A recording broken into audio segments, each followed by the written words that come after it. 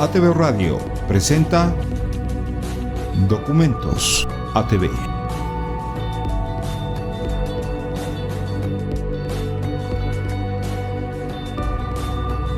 Documentos ATV con Ramón Grimalt. Muy buenas noches, bienvenidos a Documentos. Hoy hablaremos de sexo. No se asusten. Sabemos que hay niños, que hay jovencitos y jovencitas, adolescentes viendo el programa. De todos modos, el tratamiento de una adicción al sexo es de adultos. Adultos comprometidos en educar a sus hijos. Por lo tanto, algunos testimonios que van a escuchar en el programa de hoy pueden resultar un poquito molestos, ¿de acuerdo? Así que les pedimos prudencia. Prudencia, yo creo que esa es la palabra que define perfectamente el inicio de este programa. Tratemos de entender entonces qué significa, atención, la adicción al sexo. Estas son imágenes del adelanto de Shame, dirigida por el cineasta Steve McQueen.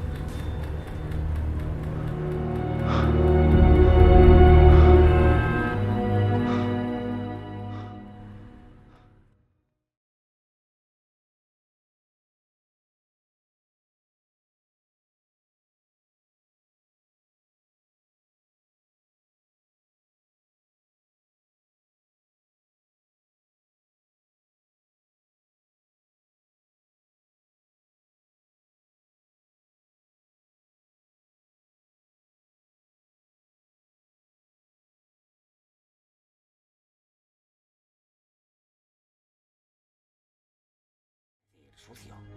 Despacio. La película ha generado mucha controversia. Intento ayudarte. ¿Cómo me ayudas, eh? Apareces aquí y para mí eres una carga. Eres una carga.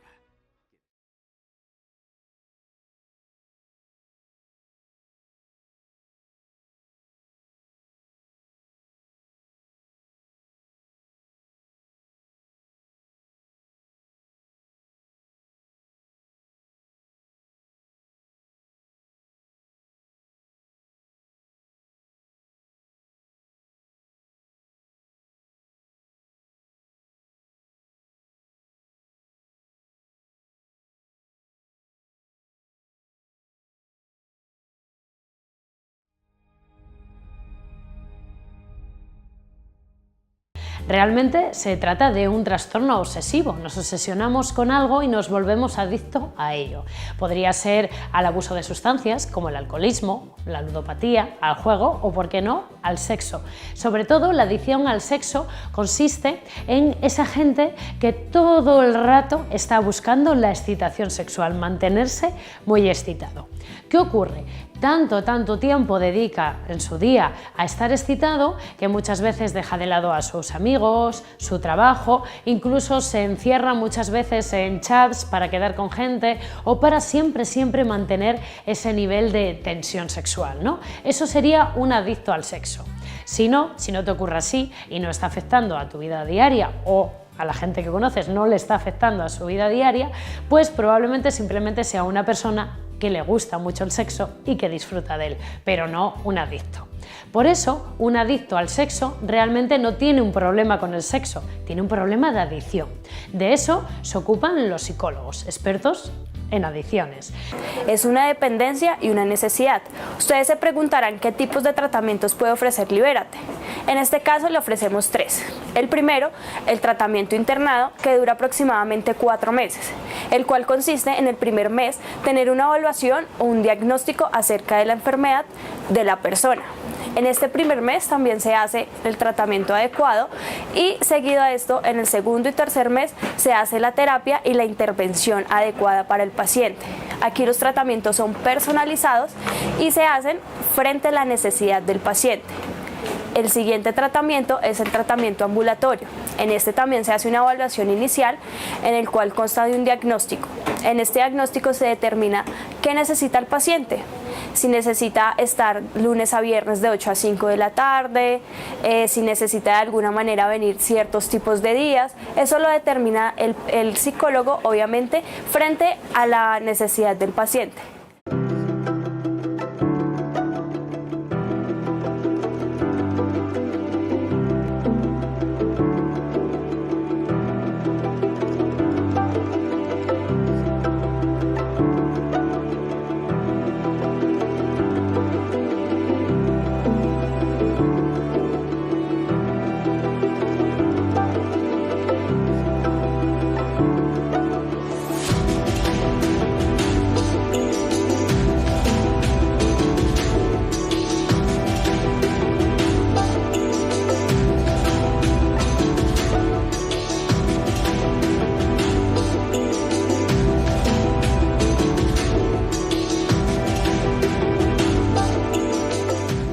Es una conducta que viene definida por el aumento en la frecuencia y en la intensidad de las fantasías, y estas fantasías siempre van a estar relacionadas con el sexo. Además, va a generar excitación recurrente, impulsos y actividad sexual que nunca va a ser parafílica, y además va a ir asociada a un componente de impulsividad. Esto va a provocar en la persona un malestar significativo, también va a tener deterioro social y también a nivel ocupacional, y esto normalmente se suele mantener en el tiempo, ¿vale? Voy a contaros además que la hipersexualidad no está incluida en el manual diagnóstico del DSM-5 porque aún no se ha llegado a un acuerdo en cómo se produce el diagnóstico de esta patología. La adicción al sexo puede ser sin pareja, puede ser a la pornografía y a la masturbación. Entonces puede afectar la interacción de pareja, porque tengo pacientes que a veces ni les gusta tocar la pareja y se van a masturbar toda la noche o a veces varias veces en el día. Y cuando llega la pareja no cumplen con su, digamos, compromiso como pareja. Un adicto al sexo es una persona que tiene un comportamiento inadecuado sexual que afecta o a él mismo como persona, o afecta a su salud, o afecta a su relación con el entorno. Es, en conclusión, disfuncional. Hay tanto hombres como mujeres. Lo que pasa es que últimamente ha sido más evidente para el público en general, por los casos que están ocurriendo a partir de toda esta tendencia de Me Too o Ni Una Más, es más evidente pues en los hombres. Socialmente está siendo más castigado en los hombres, pero claramente, si vamos a ver, la sociedad castiga mucho también a la mujer. Entonces es la típica niña que en Colombia le dicen la perrita o la neciecita, pero que en otros países también seguramente tienen su clasificación y le faltan al respeto desde el lenguaje, pero nadie se pregunta, ¿será que esta niña es adicta al sexo? Y qué tanto afecta, por ejemplo, su autoestima, su relación con el entorno, a nivel familiar, a nivel de pareja. No es capaz de tener una pareja tranquilamente por mucho tiempo porque no es capaz de ser fiel. Entonces empieza a afectar todo su entorno como ser humano. Nos damos cuenta de que existe una emoción muy perturbadora que está presente en la vida de estas personas, como puede ser el caso de la ansiedad, aunque también hay otras como pueden ser, por ejemplo, la culpa, la vergüenza, a veces la tristeza, pero sobre todo y fundamentalmente la ansiedad. Ese gran miedo a la vida, ese estar continuamente en guardia, vigilante, ese intento de mantener todo bajo control, esa angustia con la que se vive diariamente. Muchas personas, para hacer frente a esa ansiedad, utilizan una estrategia que se termina convirtiendo en un problema a la larga para ellos también. Y el sexo es uno de estos elementos que puede convertir la situación en circular, crear un bucle. Evidentemente tener sexo es una cosa maravillosa, ya me conocéis de sobra, hablo siempre a favor del sexo libre, desprejuiciado y sin más historias. Pero cuando llegamos a consulta y a veces nos dice el psicólogo o la psicóloga, estás utilizando X, en este caso el sexo, para llenar un vacío en tu vida, un hueco en tu vida. A nosotros cuando nos hablan de llenar huecos pensamos en lo que pensamos. Pero bromas aparte, estamos hablando de que hay una situación dolorosa en nuestras vidas, algo que no sabemos cómo llenar, cómo hacer que ese vacío desaparezca, y lo vamos llenando con algunas actividades, con algunos a veces elementos como objetos, como pueden ser las compras, por ejemplo, con los que intentar paliar la desazón que nos provoca la presencia de esa emoción tan perturbadora en nuestra vida, la ansiedad.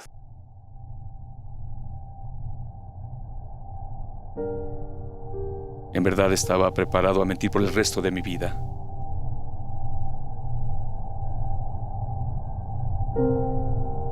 Si había algo sexual que pudiera comprar, lo hacía. A la gente normal no le provoca hacer 20 cosas diferentes e inmorales en un viaje de 8 kilómetros al trabajo. Eso no era normal, pero era mi vida.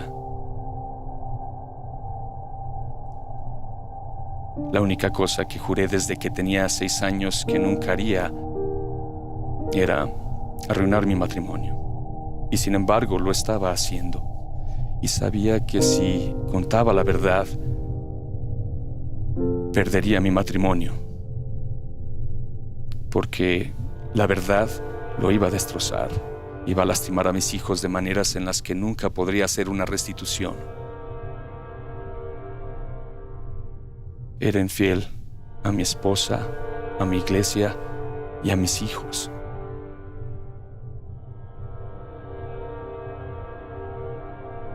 Cuando mi hijo cumplió 7 años, me di cuenta que iba a necesitar ser bautizado a los 8 y eso era algo que yo no podría hacer. Así que hice este trato tonto conmigo mismo de que si dejaba de ceder a la tentación por 1 año, que de alguna manera podría bautizar a mi hijo, podría evitar la parte de la confesión del proceso de arrepentimiento y todo estaría bien. Así que en ese año me porté mejor, principalmente porque me estaba automedicando con formas ligeras de pornografía para evitar tomar parte en actividades sexuales con otras personas. Algunos creen que la adicción al sexo no es real y yo logré arruinar mi vida porque no podía parar.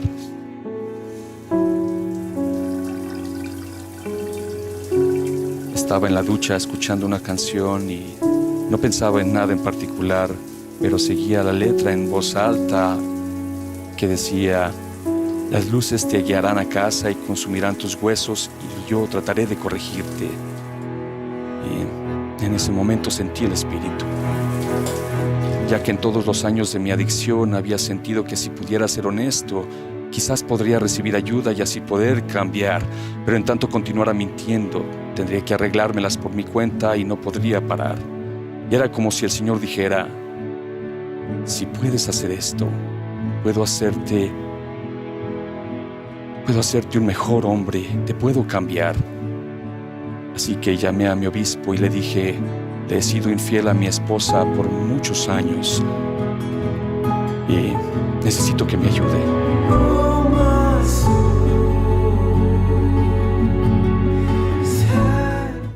Evidentemente, la religión es una forma de superar la adicción al sexo. El gran problema es la cantidad de estímulos a que se expone la persona.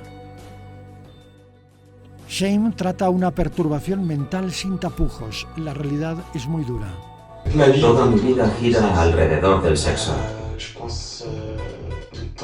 Pienso continuamente en estar con mujeres, cada vez con una distinta.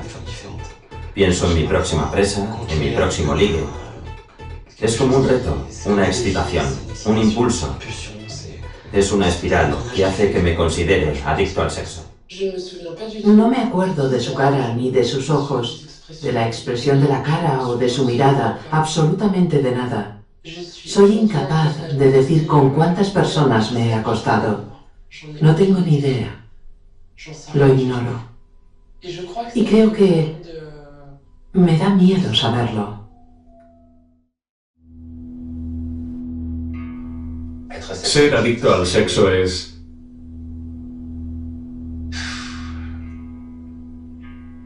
perderse en un mar de cuerpos y de citas. Es deshumanizar la sexualidad. Es perder tu libertad. Este tipo de testimonios no es frecuente. Hablar de esta adicción sigue siendo un tabú. Estoy con personas por las que me siento atraído al menos 10 veces al día.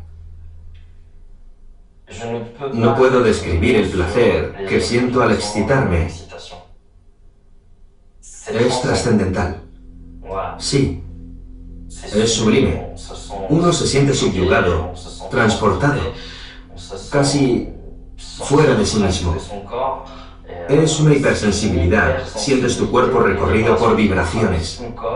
Empiezas a sudar, se te dilatan las pupilas, se te agudizan los sentidos. Les dije que iba a ser un poquito de difícil digestión este primer bloque del programa. Pero así como hay adicción al tabaco, a las drogas, a los videojuegos, al alcohol, hay una adicción al sexo, hay un comportamiento compulsivo y un desorden que bien puede ser un trastorno mental que debe ser adecuadamente atendido. Eso es lo que veremos en nuestro siguiente bloque. Escuchas Documentos ATV.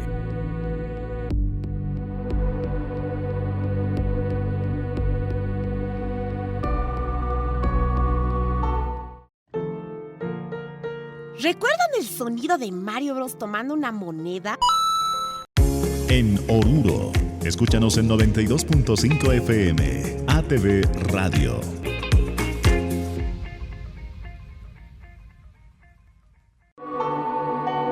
Escuchas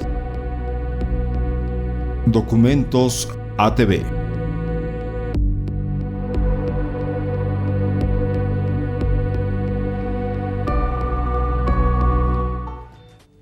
Existe una gran preocupación por las adicciones. Evidentemente, vivimos en una sociedad donde la felicidad está asociada con el placer inmediato.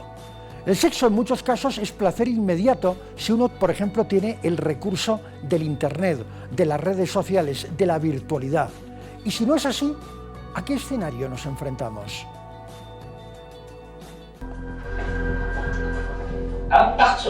En cuanto salgo de casa por la mañana, ya siento el deseo de estar con una mujer.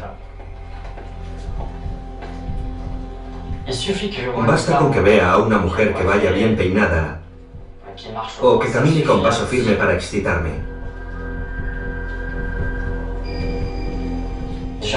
Me entran ganas de besarla, de hacerle el amor, de poseerla. Es extremadamente violento.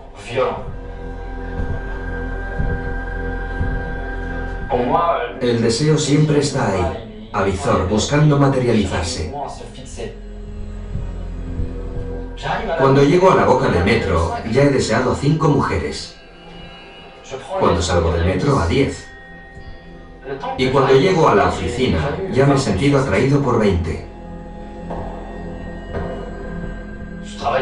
Trabajo en un entorno en el que las mujeres son contratadas en parte por su aspecto físico, así que son muy guapas. Lo que significa que me siento estimulado todo el día. Y sé que más tarde o más temprano llegará el momento de liberarme, de explotar, de dar rienda suelta a mis deseos. Pero no solo se trata de hombres, 1 de cada 5 adictos es mujer.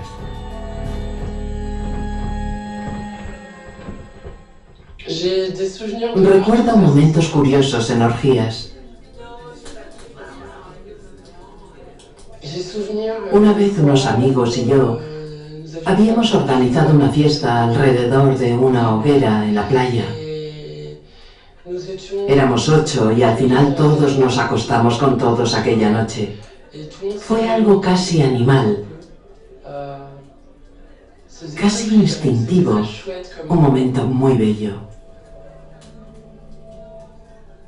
Siempre me ha atraído el sexo. Ya de pequeña me gustaba hacer el amor con mis peluches. Me lo tomaba en serio y creo que llegaba a tener orgasmos. Eran momentos de placer y de diversión. Luego ya pasé a mantener relaciones con personas. Todo empezaba de forma muy ingenua. La primera vez que hice el amor tenía 15 años y recuerdo que estaba muy enamorada de aquel chico. Me lo pasé muy bien. La relación duró 6 años y a pesar de que lo quería mucho, no podía evitar sentirme atraída por otros. Empecé a tener amantes.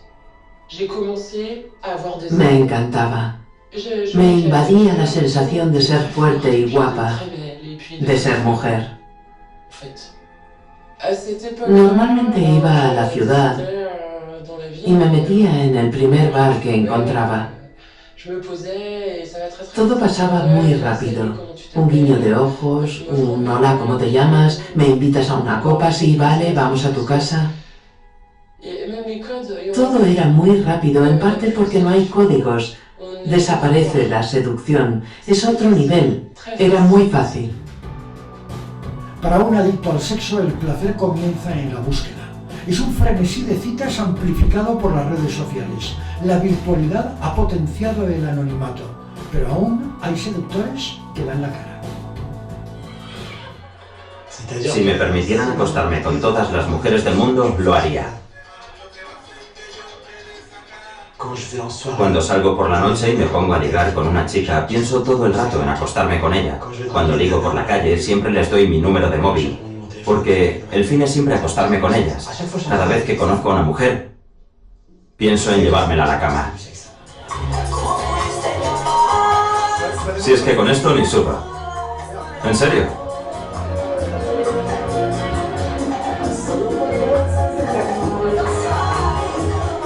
Soy un profesional del baile. ¿Ah, sí? Sí, te lo demuestro. Claro. ¡Qué miedo, que me caigo! Necesito el contacto directo. Cada mujer que conozco es una experiencia distinta, un placer distinto. Pero ya he cumplido los 30. Así que no puedo perder el tiempo, tengo que darme prisa. Salgo a cazar como si fuera un francotirador. En cuanto veo a una, ni hablo. ¡Pum! Es como un rasca y gana. Si no rascas, nunca sabrás el resultado. Y yo soy un jugador nato, me gusta jugar. No tengo nada que perder. Mírame a los ojos. ¿Haces boxeo? Sí, boxeo. Pero mírame a los ojos, anda, mírame. Vale. Veo que en el fondo escondes algo y deberías dejar salir al animal que llevas dentro. Claro. Está atrapado. En el fondo sé que eres salvaje. No sé. ¿Que sí? Pues nada. Dame un beso. ¿Un beso? Adiós. Hasta luego. Se me han caído las llaves. Las llaves.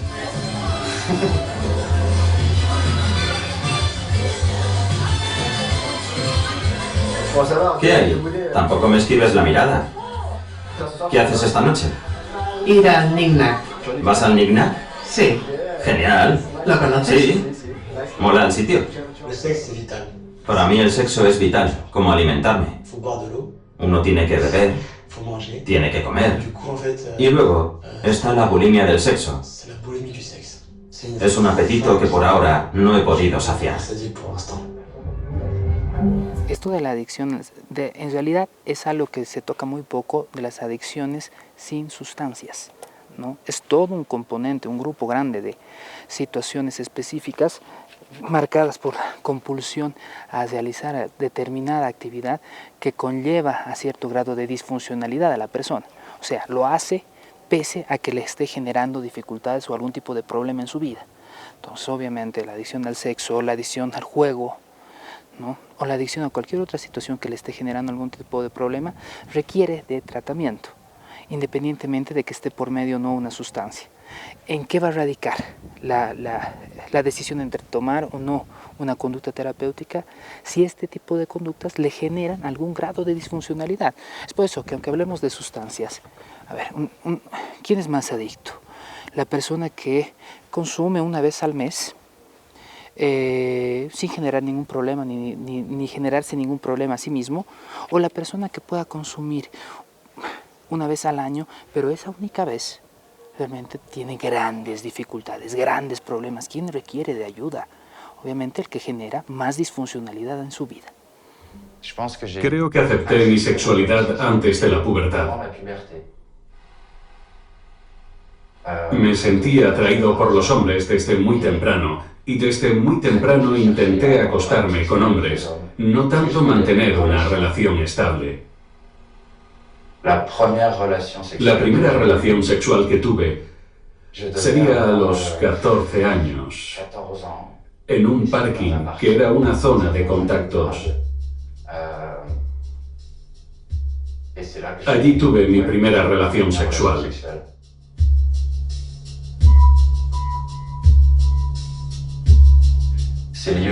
Había oído hablar de aquel aparcamiento y me parecía un sitio morboso, así que me apetecía descubrirlo. Había escuchado a artistas y escritores hablar de los encuentros nocturnos allí, y aquello había despertado mi curiosidad.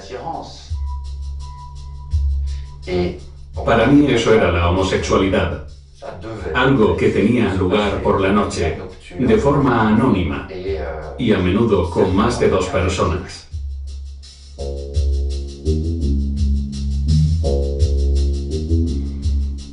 Al principio todo resultaba un descubrimiento y mucho placer, porque sentía muchísimo placer. Cuando me mudé a París, solía pasar mucho tiempo paseando de noche, por el barrio del Marais, por los muelles. Me perdía por las calles con la esperanza de encontrarme con gente, y de aquello salieron polvos muy buenos.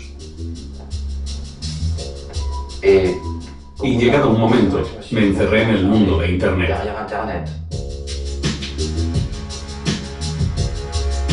La red es un entorno en el que es fácil perderse porque es casi infinito.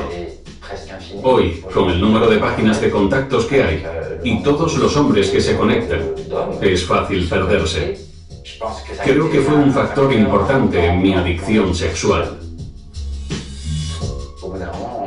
Pero llegó un momento que ya ni sabía qué era lo que me ponía. La excitación pasó entonces a estar en las ganas de conocer a alguien, a esa persona que me pudiera dar el placer más increíble, el placer perfecto. Pero eso es imposible, y hace que una y otra vez busques lo mismo.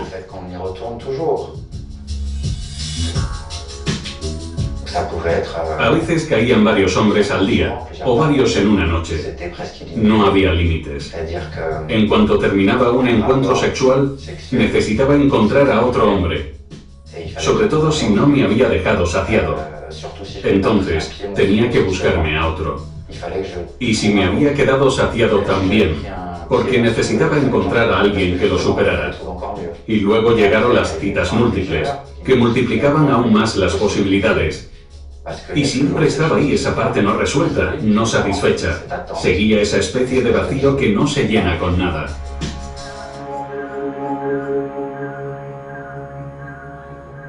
A ver, sí existe la adicción al sexo, ¿no? Y se puede tratar, ¿no? Dentro de esto, específicamente, si nos vamos a lo que trata el hospital específicamente, usualmente nuestro programa de rehabilitación está centrado en consumo de sustancias. No está centrado específicamente en una adicción al sexo, pero si tenemos y tratamos de ver a la persona de manera individual, tenemos pacientes que tienen este tipo de adicciones y se trata de trabajarlo en terapia individual.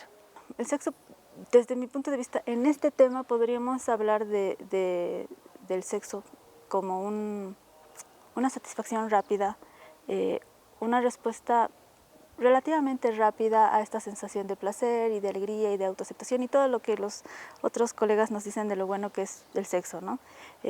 Mejora tu confianza, tu autoestima, tu sistema inmunológico crece, liberas dopamina y opioides endógenos, qué sé yo, un montón de cosas que te hacen sentir bien.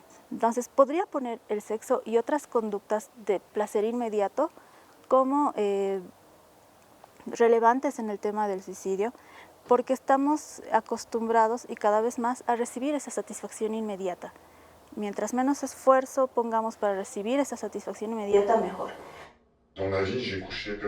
Solo me he acostado con 2 mujeres en mi vida. Siempre me ha atraído el mundo de la mujer, pero nunca me he sentido capaz de abordarlo de frente. Así que me quedaba el mundo virtual, la masturbación. Cuando me conecto a Internet, me meto en mi burbuja y todo desaparece a mi alrededor. El mundo se detiene y yo lo controlo todo. Controlar es una palabra importante, porque en el fondo no tengo ningún control. Cuando me apetece meterme en una página porno, es porque no estoy bien, porque me pasa algo. Puedo llegar a pasarme todo el día delante del ordenador. Da igual si tengo que trabajar o hacer recados. Nada es más importante que eso. Y aunque consiga el placer en el primer cuarto de hora, se instala en mí una sensación de abstinencia que es incontrolable y que me mantiene ahí pegado. He llegado a pasar días enteros haciendo solo eso. Ni dormía ni comía. Llegué a sentir la necesidad de ir a ver a un médico, porque tenía el miembro inflamado, de tanto masturbarme.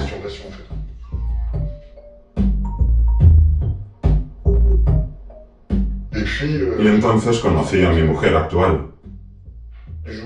De la noche a la mañana conozco a una mujer a la que, extrañamente, veo como mujer, con sus necesidades sexuales. Empezamos a mantener las relaciones normales que mantiene cualquier pareja. Durante 6 meses, mis impulsos, mis temores, mis miedos quedan al margen. Cuando ya creía que mi dependencia estaba a punto de desaparecer, de repente reaparece con fuerza. Empecé por las noches, cuando ella se daba una ducha. En esos momentos disponía de 10 o 15 minutos para estar solo y lanzarme al primer ordenador con internet que tuviera a mano. Sentía la necesidad de hacerlo.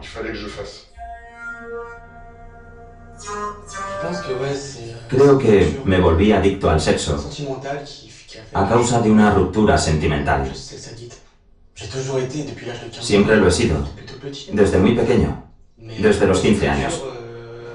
Pero una ruptura en concreto multiplicó mis deseos por 100.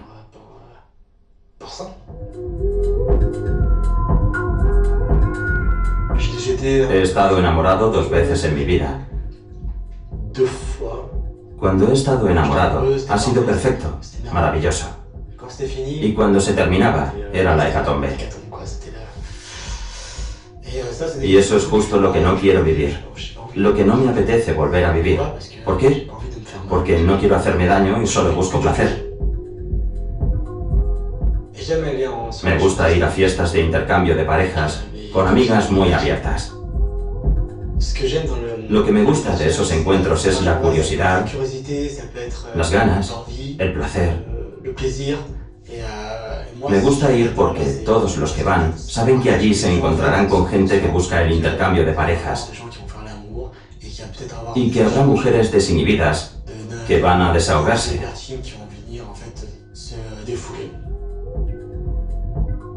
No me puedo imaginar mi vida sin eso, porque me siento muy bien así. Una de las principales áreas en el tratamiento de las adicciones justamente es el aprender a poner límites responsables en sí mismo y en el entorno. Pero ¿de dónde nace esto, no? Entendamos que la adicción, estamos hablando de un trastorno adictivo, sea conductual o sea de sustancia, tiene un origen, una etiología multifactorial, ¿no? Tiene un componente genético, tiene un componente ambiental, ¿no? Y obviamente psicológico, donde la persona ha perdido el control de sus propias acciones, de sus propios pensamientos y es guiado así por un impulso. Entonces, en este contexto, obviamente, la dificultad para poner sus propios límites y poner límites al entorno. Es significativo, es llamativo. Llama poderosamente nuestra atención, no solamente como periodistas, sino también como seres humanos.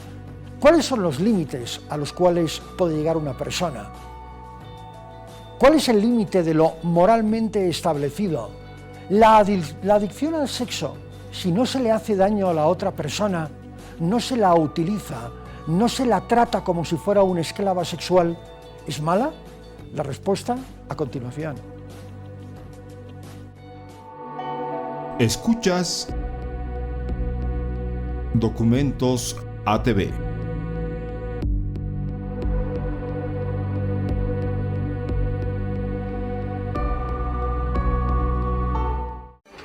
Porque queremos estar más cerca tuyo. En Tarija. Escúchanos en 93.7 FM. ATV Radio. Escuchas Documentos ATV.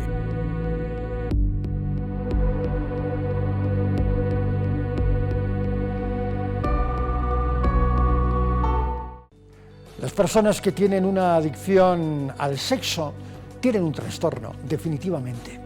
Un trastorno que debe ser atendido profesionalmente. A veces los recursos no son los adecuados y esta persona vive en la negación. Y esta persona vive buscando otro tipo de salidas que le permitan abandonar un statu quo que él considera aburrido, pesado e invivible. Es gente a la que le gusta vivir al límite, pero vivir al límite no es necesariamente la solución para superar un problema de adicción al sexo. Actualmente hablamos mucho de lo que es patología dual, ¿no? ¿Qué es la patología dual? Es una comorbilidad o la presencia de dos condiciones de salud mental, ¿no?, dentro de una persona. El trastorno por uso de sustancias o el trastorno adictivo, sea por sustancia o comportamental, y una patología psiquiátrica que coadyuva, ¿no?, acompañante. Sí, es muy frecuente, se ha visto que más del 90% de las personas pueden presentar esta comorbilidad que va acompañando y dificultando el tratamiento. Tenemos que diferenciar en el trastorno de hipersexualidad aquellos cuadros que vienen solos, con un cuadro de hipersexualidad como tal, pero por las características del mismo, como usted dice, tienden a vincularse con abuso de sustancias. En mi caso era la cocaína. Me ayudaba a no dormir, a estar siempre a 100, a mantener la excitación. Y eso dio paso a relaciones sexuales sin protección. La verdad es que ya no controlaba nada. Tenía dos opciones. O buscaba ayuda, paraba y me curaba, o me autodestruía.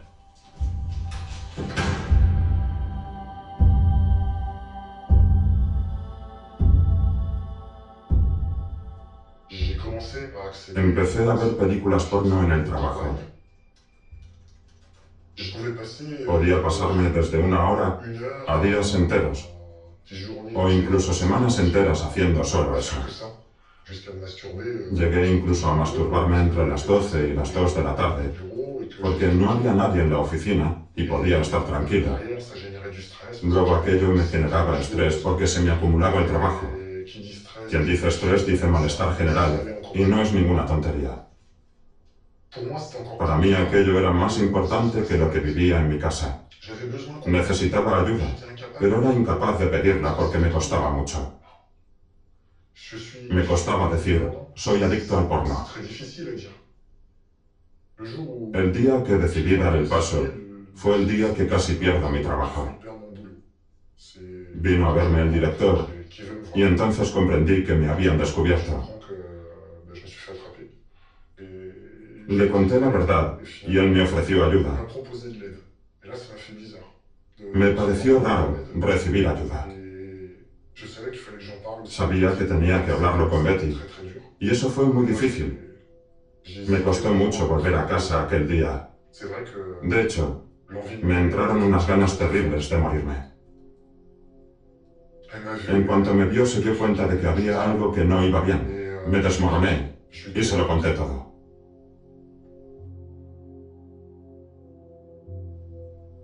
Al principio no le creí. Me pareció inconcebible que alguien pudiera ser adicto al porno, totalmente imposible. Entonces me dijo, no lo entiendes, no es solo que lo consuma, es que soy adicto, lo hago continuamente. Entonces tuve que rehacer 7 años de mi vida.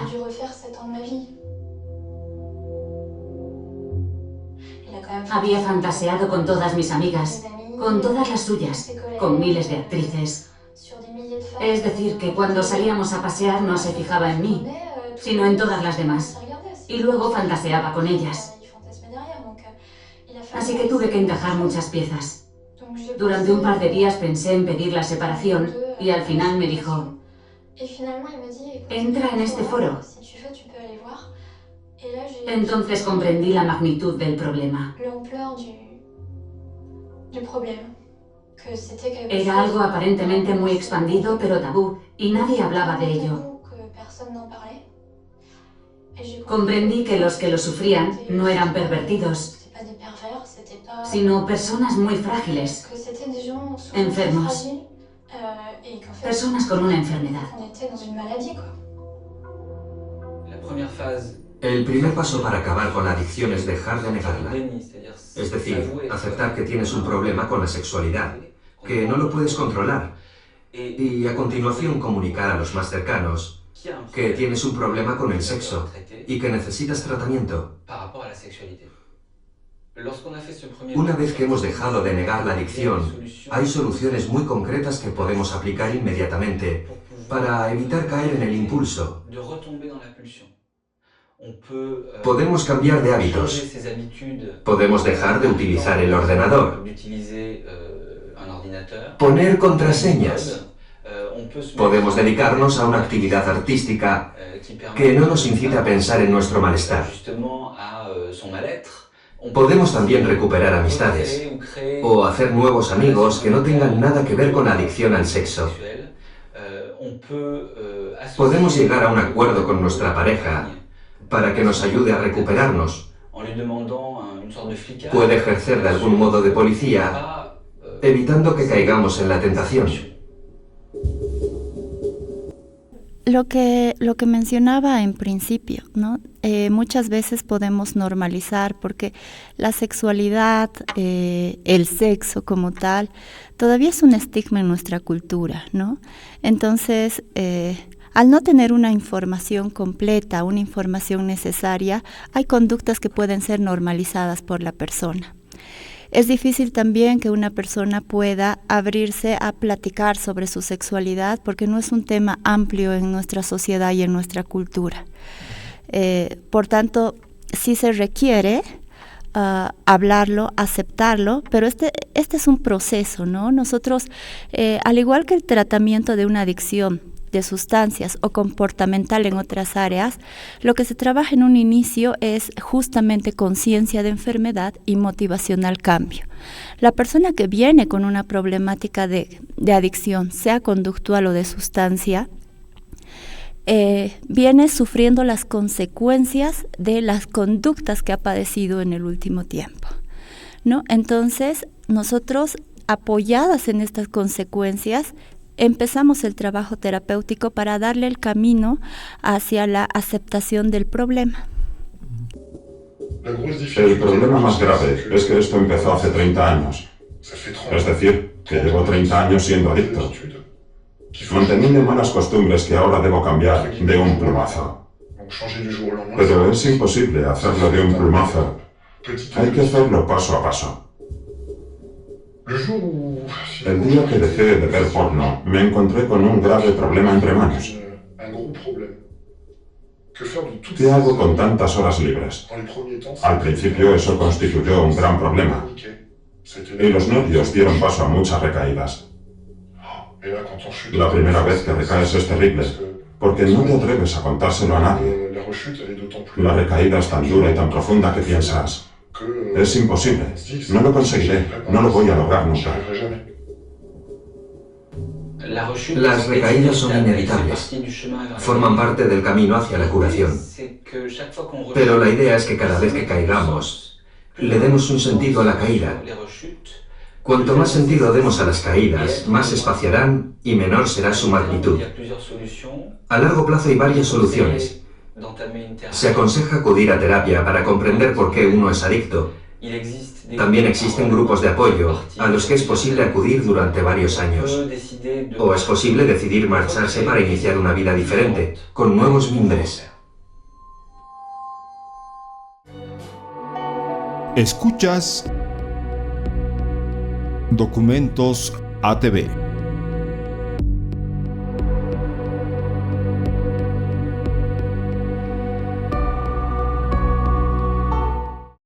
En Oruro, escúchanos en 92.5 FM, ATV Radio.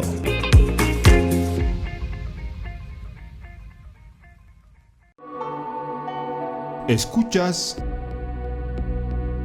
Documentos ATV.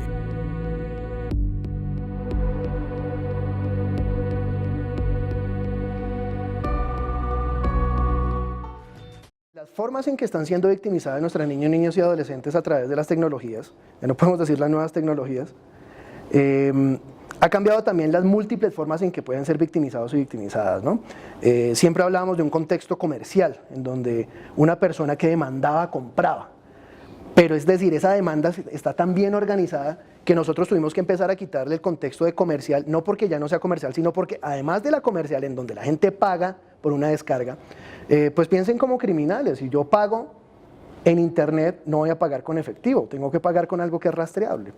Entonces es mucho más difícil, me representa más riesgos de que a mí me agarren. Entonces empezaron a intercambiar.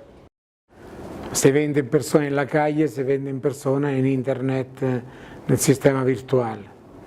Por esto, seguramente para nosotros, operadores sociales, estamos invirtiendo mucho en el trabajo de este tipo. Por ejemplo, nosotros trabajamos mucho la prostitución indoor, infantil, como la llamamos nosotros. Trabajamos con los periódicos que publican venta de personas. No se puede decir que son niñas adolescentes porque entran en un circuito ilegal, pero esta dimensión ilegal es muy fuerte. Entonces esto significa no poder averiguar canales que se podría averiguar, significa también un aislamiento de estas situaciones, de estas niñas que están muchas veces encerradas en situaciones. Entonces en esto, pero yo creo que se puede decir con mucha honestidad que en esta situación estamos en una situación de gran impotencia. Es un problema económico, ¿no? Ahí es como la droga, ¿no? Es un discurso de demanda, oferta y demanda. El problema de este negocio es que la base es una base social, ¿no? Entonces es como si tú ganes dinero dentro de una desgracia de una persona. Entonces esto es para mí terrible, ¿no? Es como matar a los pocos, ¿no? Es una perversión. Pero lo que digo es, ¿qué hace? ¿Le dice a los hombres de no comprar en las mujeres por internet? ¿O intentamos generar oportunidades para que estas mujeres no tengan que venderse, ¿no? Que las personas tienen conductas sexuales para vincularse con otra persona, habitualmente la pareja. Y en otros casos vamos a tener una sexualidad con rasgos o con características recreativas, donde yo no me quiero relacionar, donde yo no quiero procrear, pero sí quiero tener un espacio de placer. Que la pornografía es una manera en la cual la persona busca placer vinculado a lo sexual. Y este placer no está dado en otra persona, porque puede que no tenga yo acceso a esa persona, sino está dado a partir de imágenes que logro conseguir. Muchas niñas y adolescentes sean víctimas de trata, víctimas de proxenetismo o personas adultas que aprovechan su necesidad económica, aprovechan esta situación para filmarlas, incluso ofreciéndoles mucho más dinero, o bajo amenazas y chantajes, y este material es vendido.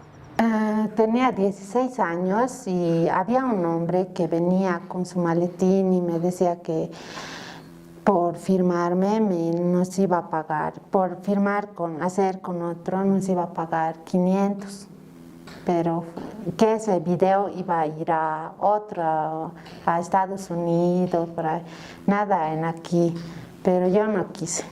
Me daba miedo. Porque este delito inclusive nos está diciendo no solamente el que produzca, el que venda, el que le exhiba, por cualquier medio, ya sea físico, inclusive ya sea descriptivo, nada más, estaría sancionado por este delito. Pero también nos dice el quien almacena. Entonces estaríamos ingresando también a cualquier persona que podría tener particularmente en su casa y demás pornografía, ¿no? Pero ahí hay un vacío porque nos dice pornografía. Pero ¿cómo esa persona puede saber si esa pornografía mayor de edad ha sido, la persona que está ahí de protagonista ha sido obligada o no, ¿no? Entonces ahí tenemos un vacío porque podría especificar pornografía infantil. Es sancionable, tiene una pena alta, 5 a 10 años, sube un tercio cuando se trata de niños, niñas, adolescentes, entonces podría llegar a 15 años. En América Latina la mayoría de los países, incluyendo Bolivia, tiene una legislación fuerte, es decir, ya contamos con una legislación. El problema no es leyes, el problema no es falta de leyes, no es falta de normas. En América Latina somos buenísimos haciendo normas, pero no nos va tan bien implementándolas. Muchas gracias por haber estado con nosotros en este documento. Nos encontramos en Documentos ATV la semana que viene. Hablaremos de una enfermedad rarísima, no solamente en Bolivia, sino también en el mundo, pero hemos encontrado casos particulares y testimonios que a usted le van a abrir, le van a encender una luz al final de un túnel de enfermedades raras consideradas por la ciencia y en particularmente la medicina. Será hasta ese entonces. Buenas noches.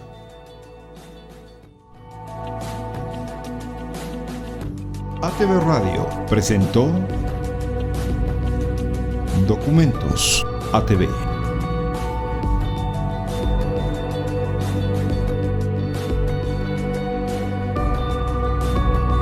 Documentos ATV con Ramón Grimalt.